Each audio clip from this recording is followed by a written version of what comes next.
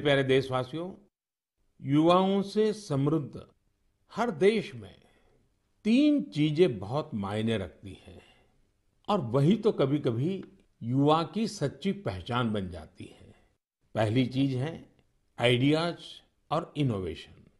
दूसरी है जोखिम लेने का जज्बा और तीसरी है कैन डू स्पिरिट, यानी किसी भी काम को पूरा करने की जिद, चाहे परिस्थितियां कितनी भी विपरीत क्यों ना हो। जब ये तीनों चीजें आपस में मिलती हैं तो अभूतपूर्व परिणाम मिलते हैं, चमत्कार हो जाते हैं। आजकल हम चारों तरफ सुनते हैं स्टार्टअप स्टार्टअप स्टार्टअप। सही बात है, ये स्टार्टअप का युग है और ये भी सही है कि स्टार्टअप की दुनिया में आज भारत विश्व में एक प्रकार से नेतृत्व कर रहा है। साल दर साल स्टार्टअप को रिकॉर्ड निवेश मिल रहा है। ये क्षेत्र बहुत तेज रफ्तार से आगे बढ़ रहा है। यहाँ तक कि देश के छोटे छोटे शहरों में भी स्टार्टअप की पहुंच बढ़ी है। आजकल यूनिकॉर्न शब्द खूब चर्चा में है। आप सबने इसके बारे में सुना होगा। यूनिकॉर्न एक ऐसा स्टार्टअप होता है जिसका वैल्यूएशन कम से कम $1 बिलियन होता है, यानी करीब करीब 7,000 करोड़ रुपए से ज्यादा। साथियों, साल 2015 तक देश में बमुश्किल 9 या 10 यूनिकॉर्न हुआ करते थे। आपको ये जानकर बेहद खुशी होगी कि अब यूनिकॉर्न्स की दुनिया में भी भारत तेज उड़ान भर रहा है। एक रिपोर्ट के मुताबिक इसी साल एक बड़ा बदलाव आया है। सिर्फ 10 महीनों में ही भारत में हर 10 दिन में एक यूनिकॉर्न बना है।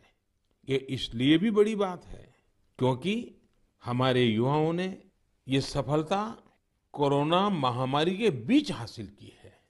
आज भारत में 70 से अधिक यूनिकॉर्न हो चुके हैं, यानी 70 से अधिक स्टार्टअप ऐसे हैं जो 1 बिलियन से ज्यादा के वैल्यूएशन को पार कर गए हैं।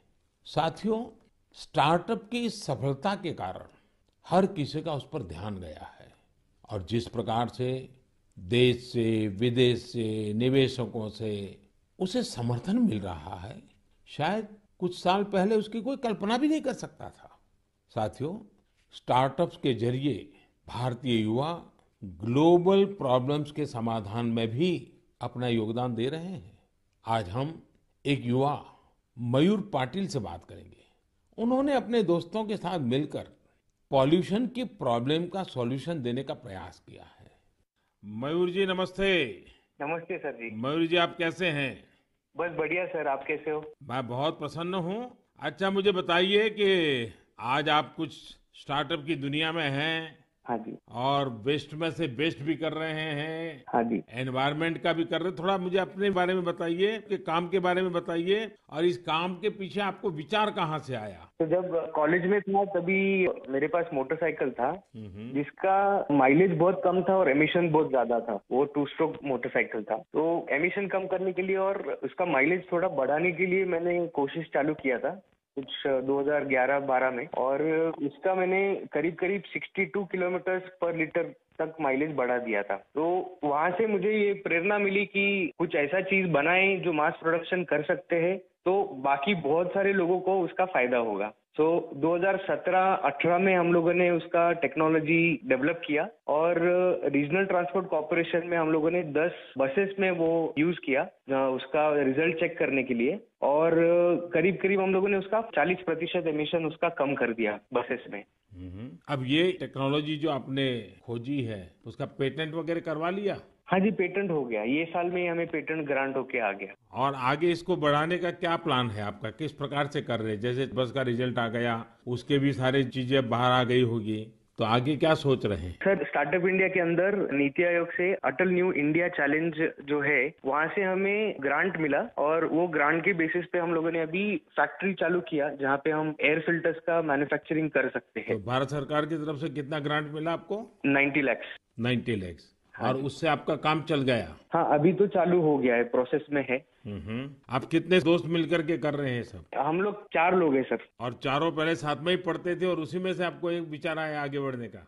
हाँ जी, हाँ जी, हम कॉलेज में ही थे तो कॉलेज में हम लोगों ने ये सब सोचा और ये मेरा आइडिया था कि मेरा मोटरसाइकिल का एटलीस्ट पोल्यूशन कम हो जाए और माइलेज बढ़ जाए। अच्छा, पॉल्यूशन कम करते हैं, माइलेज बढ़ाते हैं, तो एवरेज खर्च कितना बचता होगा? सर मोटरसाइकिल पे हम लोगों ने टेस्ट किया, उसका माइलेज होता 25 किलोमीटर पर लीटर, वो हम लोगों ने बढ़ा दिया 39 किलोमीटर पर लीटर।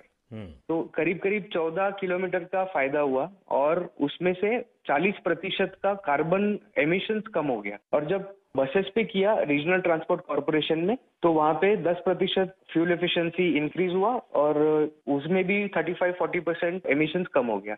मयूर, मुझे अच्छा लगा आपसे बात करके, और आपके साथियों को भी मेरी तरफ से बधाई दीजिए कि कॉलेज लाइफ में खुद की जो समस्या थी, उस समस्या का समाधान भी आपने खोजा, और अब उस समाधान में से जो रास्ता चुना, उसने पर्यावरण की समस्या को एड्रेस करने के लिए आपने बीड़ा उठाया।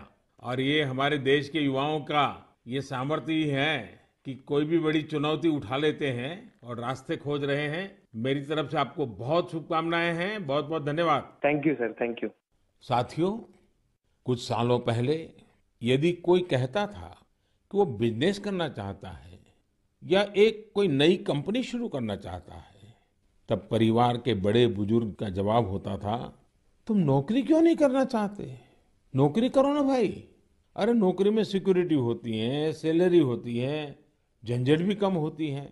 लेकिन आज यदि कोई अपनी कंपनी शुरू करना चाहता है, तो उसके आसपास के सभी लोग बहुत उत्साहित होते हैं और इसमें उसका पूरा सपोर्ट भी करते हैं।